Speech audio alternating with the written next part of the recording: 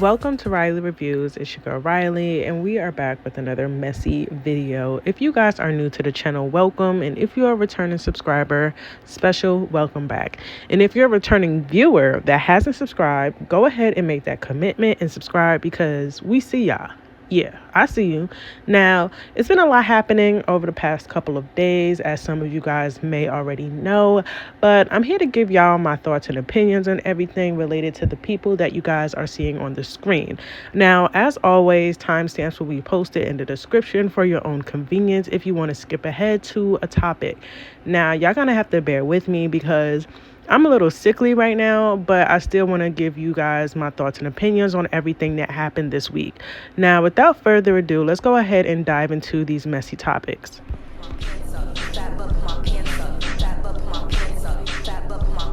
Getting straight into our first topic, which is IceSpice. Now, she was on the recent cover of Rolling Stone, and in her cover story, she addressed a lot of rumors such as the leaked text messages about Nicki Minaj, Latto beef, and the Central C dating rumors. Now, IceSpice made a statement regarding Latto, and in this statement, she says that, "I feel like if we ever spoke again and I asked her what's the issue, it'll just be a blank stare.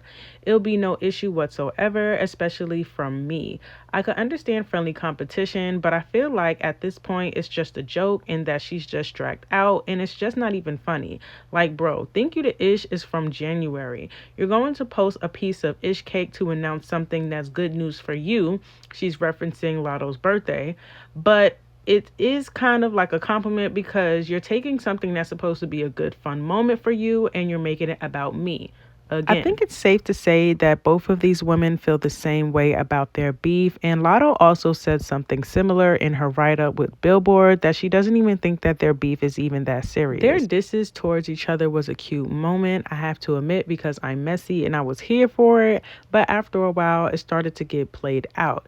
If it wasn't going to be a full-on diss track and back and forth moment, then they can keep it, and it didn't seem like it was going there, so yeah, let's just dead it here. Moving on to IceSpice officially admitting that the leaked text messages were real. In her write-up, she says that Nicki hasn't commented on the leaked text messages in which IceSpice aired frustration about the rapper. Ice continues to say that Nicki is busy as hell.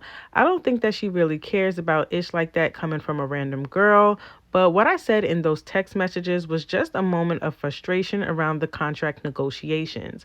I could have chose different words, but at the end of the day, regardless of how I felt in that moment, Nicki is still somebody I respect as an artist, and I'm always going to admire everything she's done for me and the culture." IceSpice also revealed that Nicki and her relationship is in a good place.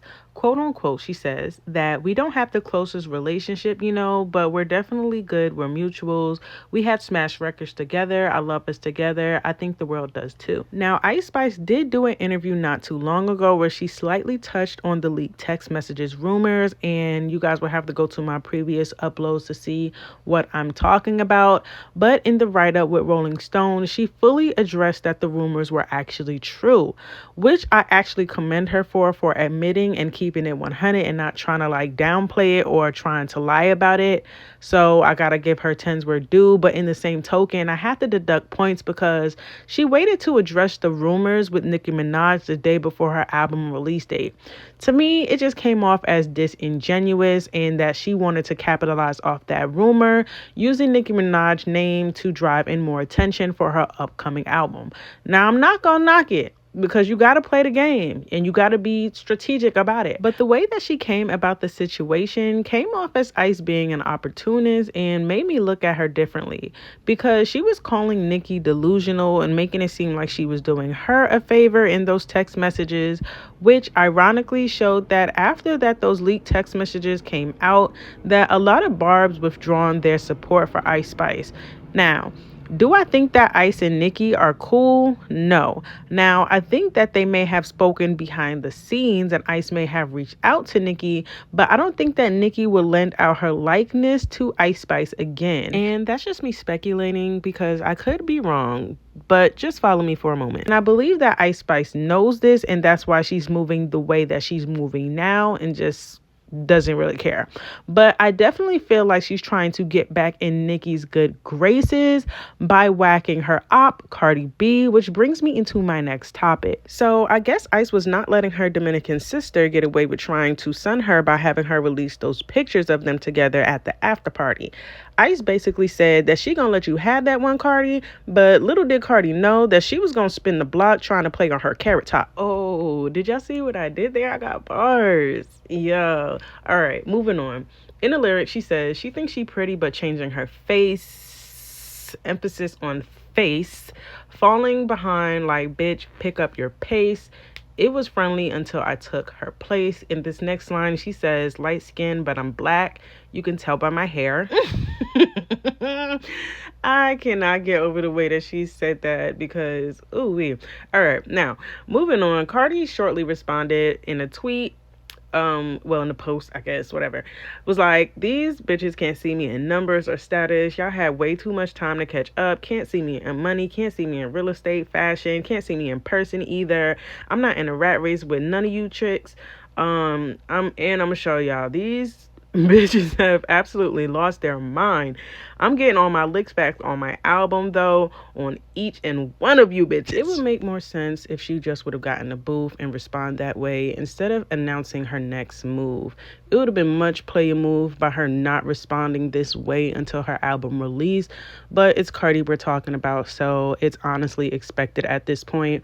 Cardi's insecurity is showing because Ice clearly didn't say her name, but for some reason she felt hit, which validated that she's insecure. I mean, we all know by now Cardi B face changes over the years is a running joke, and I'm pretty sure she knows the rumors as well because she's on the internet 24/7, so how could she not? But yeah, you definitely played yourself, baby girl, because you seem bothered at this point. But I digress. Moving on to IceSpice's debut album, Y2K. Now, I was listening to her album as I was recording, so let's go ahead and get straight into it.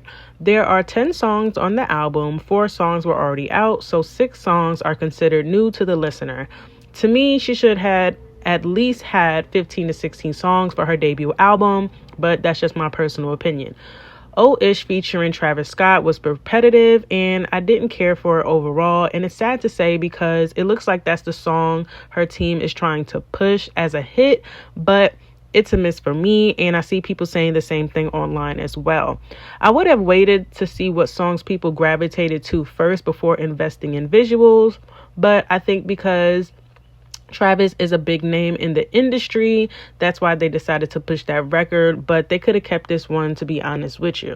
Popa and Bitch I'm Packing featuring Gunna had the same flow to it. You could tell Ice is trying to tap into a different bag by changing up her voice, but it fell short for me and just wasn't executed in the right way. But I could see where she was going with it, so I'm not mad at it. You know, you have to try out different things and have to experiment with different sounds, so I'm not mad at it. She's still a new artist.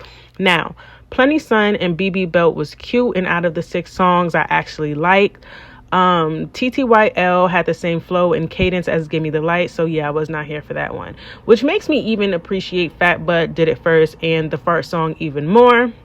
Now, I don't know if that's a good or a bad thing to say, but those are just my initial thoughts on this project after giving it a first listen.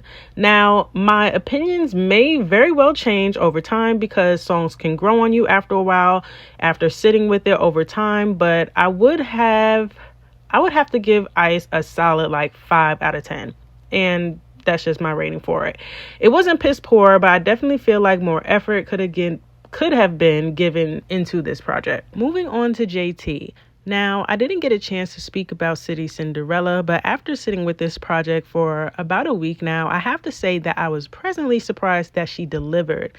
I found myself going back to a lot of the songs on this mixtape. Lemon Pepper is one of my faves. 90s Baby, I didn't get it at first, but it's starting to grow on me. Swing was another one for me, DOD and JT Coming, and many others.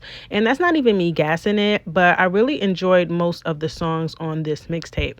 Now, her album received a lot of good reviews from the looks of it. Even Joe Budden and his co-host had many good things to say about this project as well, which she'll also be making an appearance on their upcoming episodes. So make sure you guys check that out if you guys are interested. For me, I'm going to give JT a solid 8 out of 10. I feel like this album was well put together, and I'm excited to hear more solo music from her. But that's all I have for y'all in today's video. Please let me know your thoughts and opinions on everything that we spoke about down below in the comment section. Just remember to keep it cute. Like I always like to say, we can agree, disagree, or simply agree to disagree.